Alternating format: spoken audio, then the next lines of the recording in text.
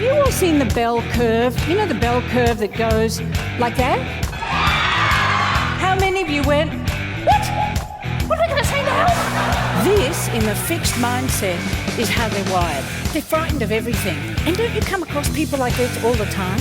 Hi. I'm here to change your world. I want you to stand up and unstick your underwear. Do not for a second think about complaining about anything. Anything.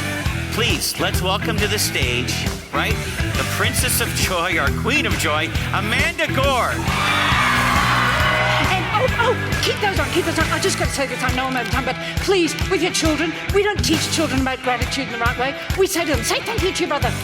Say thank you, I said say thank you to your brother. Common language. But we know you can change people from fixed mindset to growth mindset. I don't want to pick on the people who suck, okay? Because really they don't suck. It's just that they are stuck. Now the problem is, spirit foofers, who are usually in the suck category, they do not wake up in the morning and go, how many spirits can I foof today? There's neuroscience, epigenetics, emotional intelligence, and positive psychology. And in the middle is the sweet spot. And this is 22nd century leadership.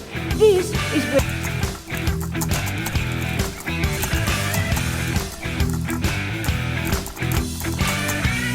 Zoot, zoot, zoot.